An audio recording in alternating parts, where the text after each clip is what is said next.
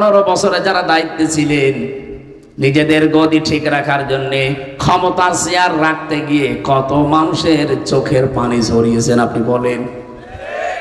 কথা বলেন না কেন? আপনি আমার মায়ের চোখের পানি ফেরত দিতে পারবেন? আমার ওই ছোট মেয়েটার চোখের পানি ফেরত দিতে পারবেন? একদিন 2 দিন না, তারা তো 3 বছর প্রতিদিন আশায় থাকতো আজকে হামজা আসবে। আমি এখন একটা ভিডিও ডেকে নিচে কান্নাকাটি করি। আমার ওই ছোট মেয়েটা চাতক পাখির মতো প্রতিদিন চেয়ে থাকতো যে আমার বাবা মনে হয় এই চলে এসে আমারে কোলে নেবে। দেখতে দেখতে তার জীবন থেকে 3টা বছর পার হয়ে গেল। মাত্র 7 মাস রেখে এসেছিলাম, জেল থেকে বের হয়ে গিয়ে দেখে ওর বয়স প্রায় 4 বছর হয়ে গেছে।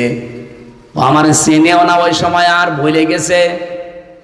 যেদিন জেল থেকে বাড়ি যেয়ে পৌঁছালাম, ওই দিন আমার হাত ধরে বলছে, হুজুর আমাদের বাড়ি চলেন। আমি সে ওর বাবা, ও আমার আর চিনি না। এখনো পর্যন্ত মেয়েটা স্বাভাবিক না, যে 1টা বছর হতে চলছে, এখনো কাছে আসতে চাই না। ও দুঃখ পেতে পেতে ছোট মানুষটা পাথর হয়ে গেছে। আমার মতো হাজার হাজার হামজার মায়ের চোখের পানি, সন্তানের স্ত্রীর কত আর্তনাদ এই জালেমের চোখ চেয়ারের সাথে লেগে আছে আপনি বলেন? সাদ্দাদের পেছনে মাত্র মনে করেন একটা মহিলার চোখের পানি মিশেছিল আর্তনাদ।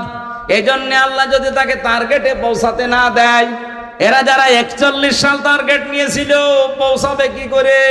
লক্ষ লক্ষ মাসলুমের চোখের পানি আর্তনাদ এই চেয়ারের সাথে লেগেছিল। আল্লাহ বলেন আলাহুম আযাবুম মুহিন, এই যে ইন্নামা নুমলি লাহুম লিয়াজদাদু ইসমা আলাহুম আযাবুম মুহিন। ওদের পাপের বোঝা যখন একেবারে ছাড়িয়ে যায়, পরিপূর্ণ হয়ে যায়, আমি আল্লাহ তখন ওদেরকে অপমানজনক শাস্তির ভেতরে ফেলে দেই। আজ কি অপমান আপনি বলেন? এর চাইতে আর কি অপমান হবে? আজকে ভারতে সংবাদ সম্মেলন করছে একজন অ্যাডভোকেট।